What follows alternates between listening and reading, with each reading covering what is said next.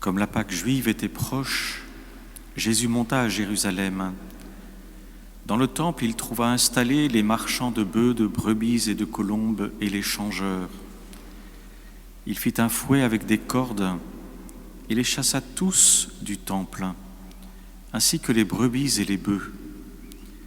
Il jeta par terre la monnaie des changeurs, renversa leur comptoir et dit aux marchands de colombes : « Enlevez cela d'ici. Cessez de faire de la maison de mon Père une maison de commerce. » Ses disciples se rappelèrent qu'il est écrit : « L'amour de ta maison fera mon tourment. »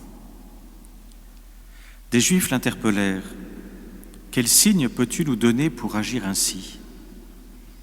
Jésus leur répondit : « Détruisez ce sanctuaire, et en 3 jours je le relèverai. » Les Juifs lui répliquèrent : « Il a fallu 46 ans pour bâtir ce sanctuaire, et toi, en 3 jours tu le relèverais ?» Mais lui parlait du sanctuaire de son corps. Aussi, quand il se réveilla d'entre les morts, ses disciples se rappelèrent qu'il avait dit cela.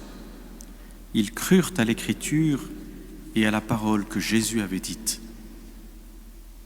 Pendant qu'il était à Jérusalem pour la fête de la Pâque, beaucoup crurent en son nom, à la vue des signes qu'il accomplissait. Jésus, lui, ne se fiait pas à eux, parce qu'il les connaissait tous et n'avait besoin d'aucun témoignage sur l'homme. Lui-même, en effet, connaissait ce qu'il y a dans l'homme. Acclamons la parole de Dieu.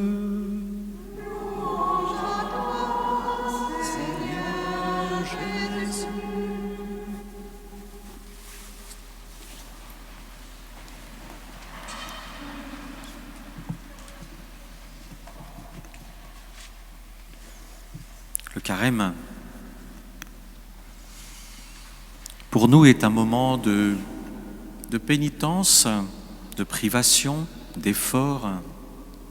En fait, le carême, c'est premièrement un temps qui nous tourne vers le Christ ressuscité. Comment vivre plus en ressuscité ? Comment cette année, nous pouvons permettre de rassembler nos forces pour que ce mystère de Pâques s'inscrive plus dans notre vie. Voilà le carême. Et c'est pour ça qu'on va prendre des moyens. On va prendre des moyens en cherchant, Seigneur, finalement, qu'est-ce que je peux faire qui va guérir mon âme, qui va faire que mon âme, mon cœur, ma personne, puisse s'ouvrir plus profondément à ta grâce. Autrement dit, on essaie de vivre le carême en regardant plus loin que le carême. C'est notre relation à Dieu, notre relation aux autres, notre relation à l'Église, au monde qui nous entoure.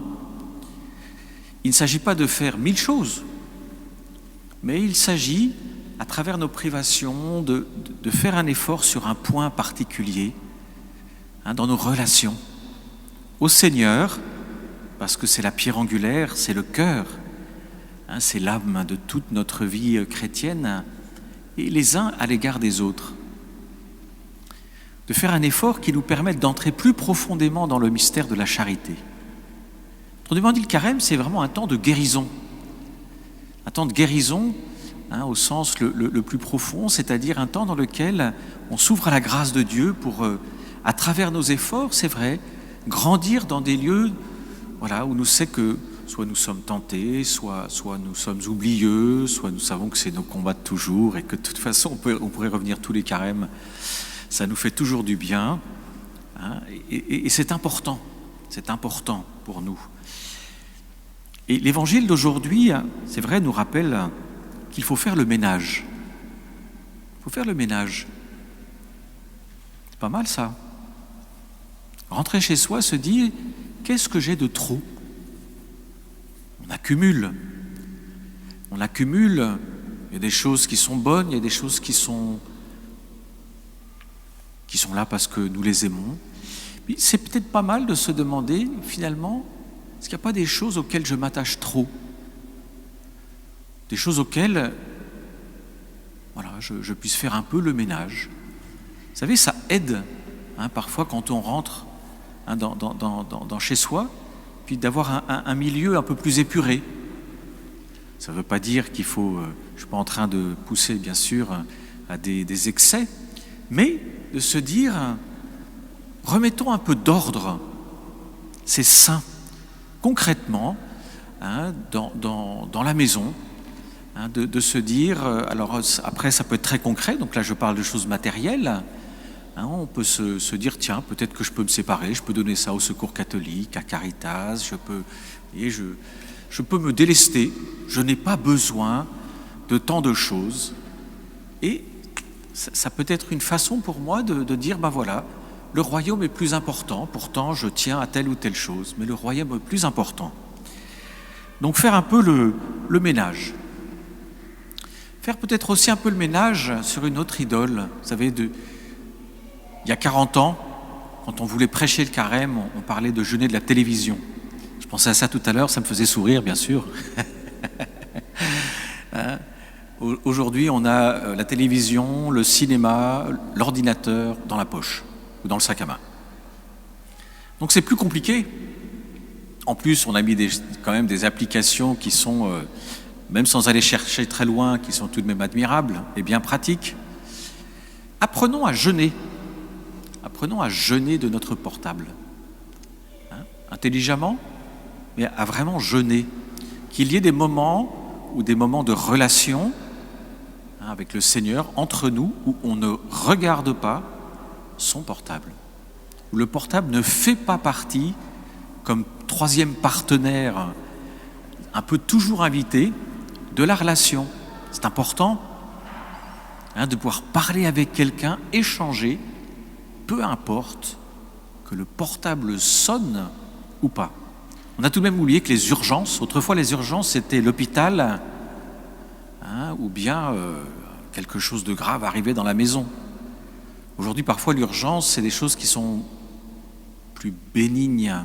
On a besoin de réordonner, de faire le ménage dans ce qui est vraiment nécessaire, et puis les moments où il est bon de donner au portable aussi sa place, c'est un instrument.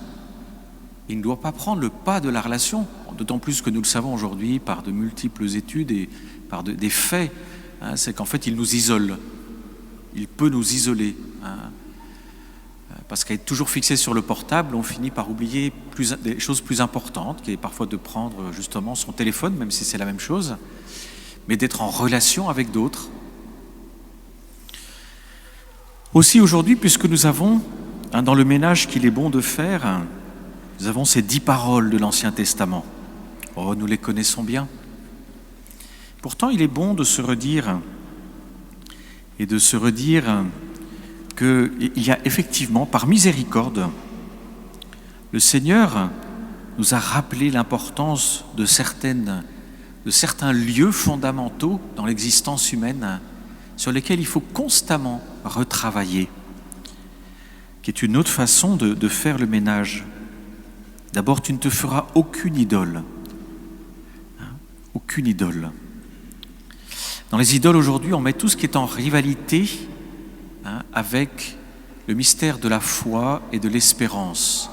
Notamment, vous voyez, tout ce qui est ésotérique, tous les recours, magie noire, magie blanche, divination, tarot, cartes, toutes ces façons, on veut savoir les choses avant qu'elles n'arrivent. On n'a plus cette confiance en Dieu.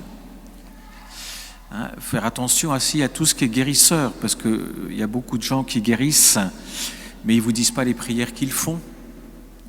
Guérir par le feu, par exemple, qui est une pratique connue, on invoque Judas.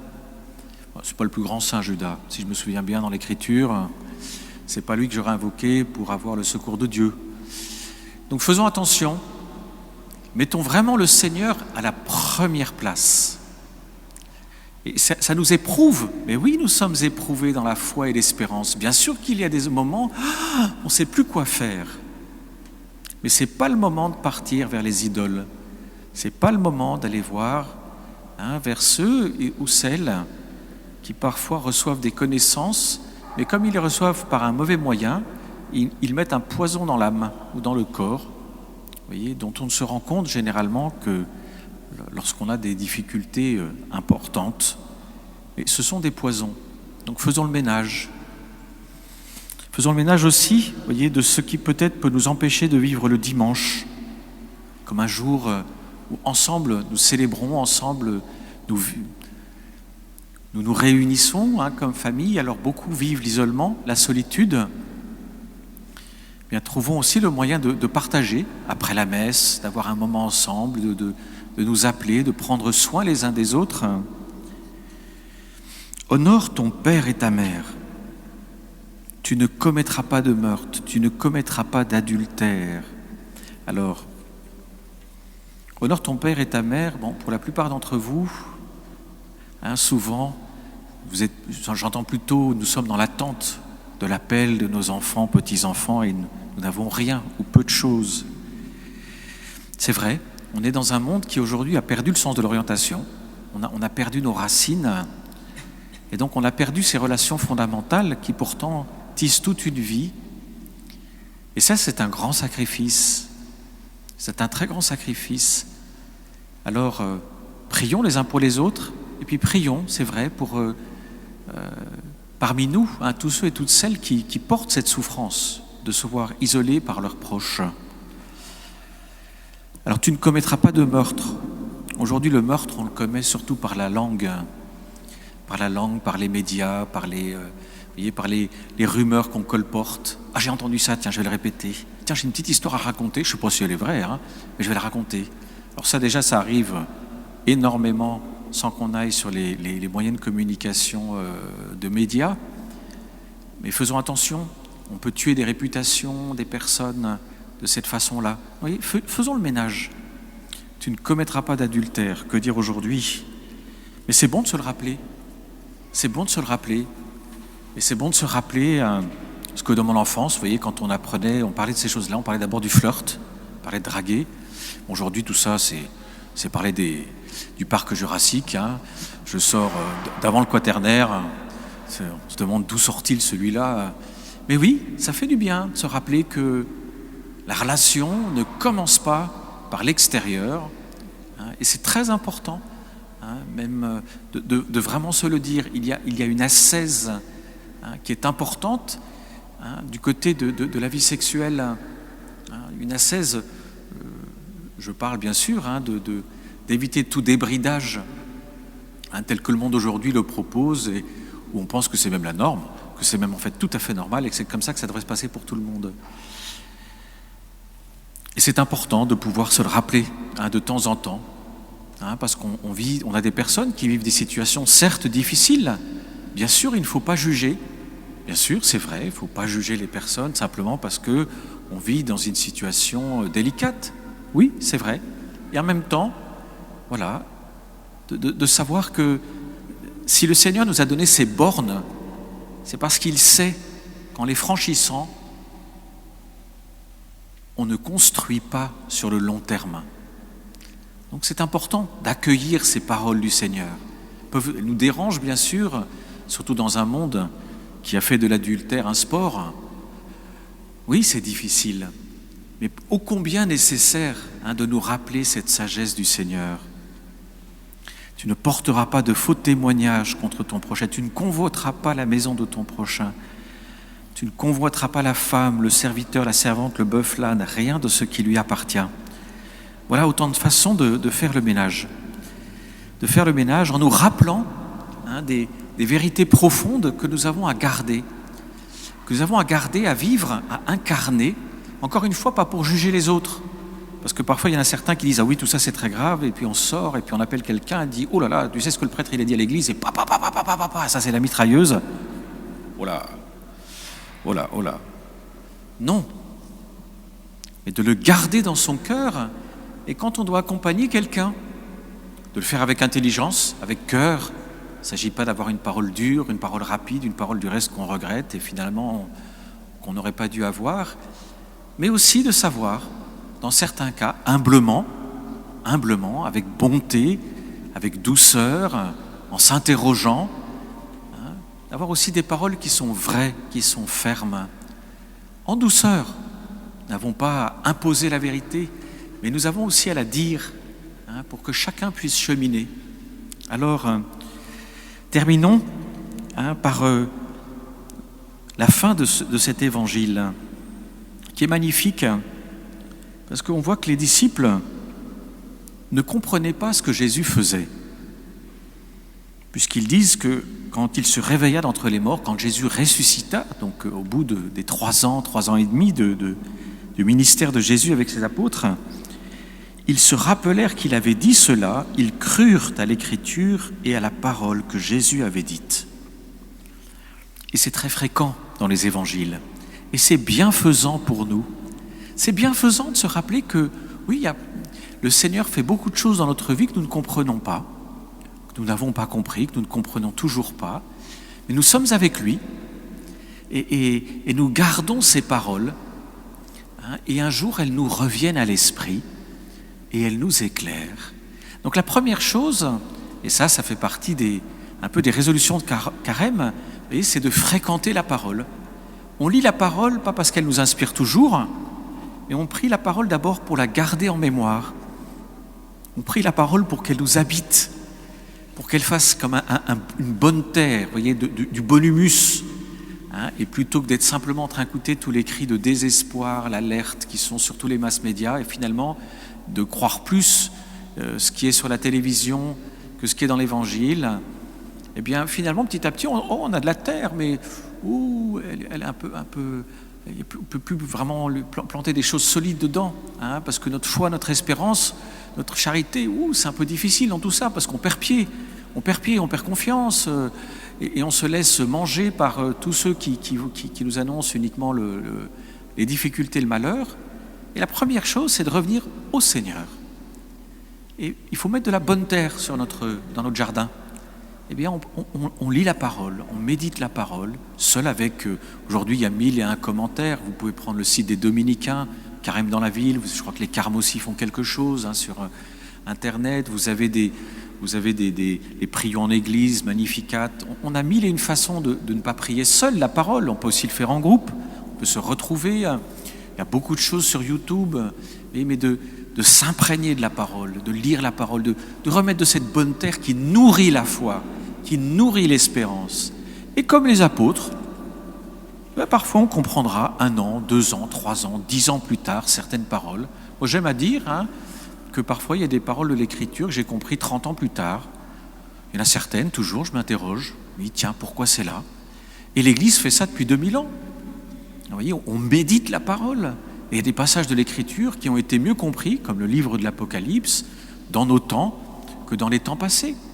Vous voyez, et c'est normal, parce que le but n'est pas de tout comprendre, c'est de nourrir la foi, c'est de nourrir notre relation au Seigneur, et c'est de nourrir notre imaginaire, notre mémoire, de les remplir de Dieu, notre imaginaire, notre mémoire, pour que, justement, quand on est dans l'épreuve, la parole de Dieu puisse nous habiter, puisse nous alimenter, puisse nous conduire, puisse nous apaiser, puisse nous aider.